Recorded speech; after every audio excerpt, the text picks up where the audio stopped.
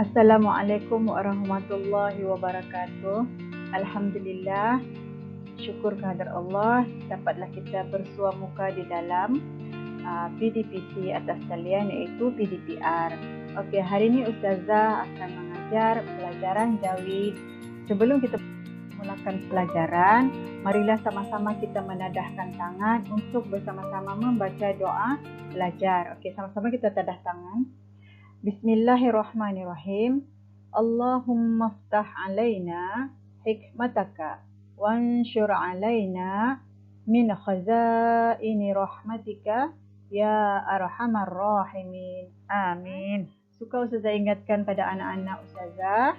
Okey, pastikan semua bersedia sebelum memulakan PDPR. Okey, yang pertama, anak-anak Ustazah sudah minta semua duduk dengan sopan. Okey, yang kedua, sediakan alat tulis dan buku tulis atau kertas untuk membuat catatan. Okey, yang ketiga, fokus dan bersemangat semasa guru sedang mengajar.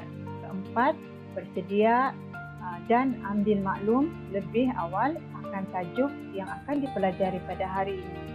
Sebelum Ustazah masuk tajuk kita pada hari ini, Ustazah terangkan atau Ustazah jelaskan dahulu apakah objektif pembelajaran kita pada hari ini. Okey, objektif pembelajaran kita pada hari ini yang pertama iaitu murid dapat mengenal dan menyenaraikan semua jenis-jenis ayat.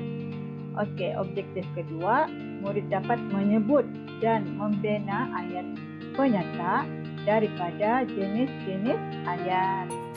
Okey, inilah tajuk kita pada hari ini. Tajuknya ialah jenis-jenis ayat. Okey, mari kita tengok ada berapa jenis-jenis ayat yang perlu kita pelajari. Jenis-jenis ayat. Okey, di sini ada ayat penyata. Yang kedua, ayat nafi. Yang ketiga, ayat seru. Yang keempat, ayat tanya. Yang kelima, ayat kehendak. Ada lima ayat. Ada lima jenis-jenis ayat. Yang pertama tadi ialah ayat penyata. Yang kedua, ayat nafi. Yang ketiga, ayat seru. Keempat, ayat tanya. Kelima, ayat kehendak. Saya terangkan dahulu apakah dia ayat penyata. Okey. Ayat penyata ialah ayat yang diucapkan untuk mengemukakan sesuatu perkara. Yang keduanya, tanda noktah diletakkan pada akhir ayat penyata. Sudah ulang lagi sekali, apakah yang dimaksudkan dengan ayat penyata anak-anak? Okey, ayat penyata ialah yang pertama, ayat yang diucapkan untuk mengemukakan sesuatu perkara. Okey, yang kedua, tanda noktah diletakkan pada akhir ayat penyata. Contohnya, sudah bagi contoh di sini ialah saya pergi ke sekolah setiap hari.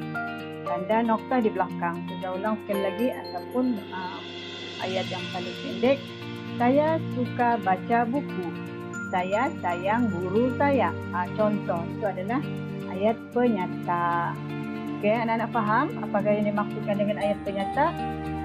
Sebelum Ustazah kita masuk kepada latihan menggunakan voice.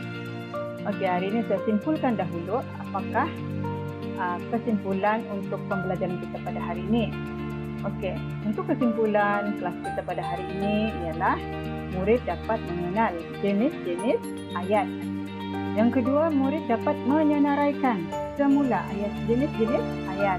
Murid akan menyenaraikan dari jenis ayat pertama hingga yang ke-5. Okey. Baik. Yang seterusnya, murid dapat menyebut dan membina ayat penyata daripada jenis-jenis ayat. Jadi di sini kita akan belajar membina ayat pendek daripada ayat penyata. Seperti yang Ustazah bagi contoh tadi, Ustazah bagi contoh lagi sekali. Saya suka baca buku. Saya suka baca buku. Itu adalah ayat penyata. Di belakang dia akan diletakkan tanda nokta. Okey, hari ini anak-anak semua dapat memahami tajuk dan memahami dan mengenali apakah dia jenis-jenis ayat. Iaitu ada 5 jenis-jenis ayat tersebut. Okey, anak-anak. Sebelum Ustazah mengakhiri kelas kita pada hari ini, mengakhiri pembelajaran kita pada hari ini, Ustazah ucapkan terima kasih memberi fokus pada kelas Ustazah. Terima kasih juga kerana memberikan tumpuan pada hari ini. Semoga murid-murid jelas dan faham apa yang telah Ustazah sampaikan pada hari ini. InsyaAllah kita akan jumpa lagi di hari dan waktu yang akan datang. Sekian. Wabillahi taufiq wal hidayah. Assalamualaikum warahmatullahi wabarakatuh.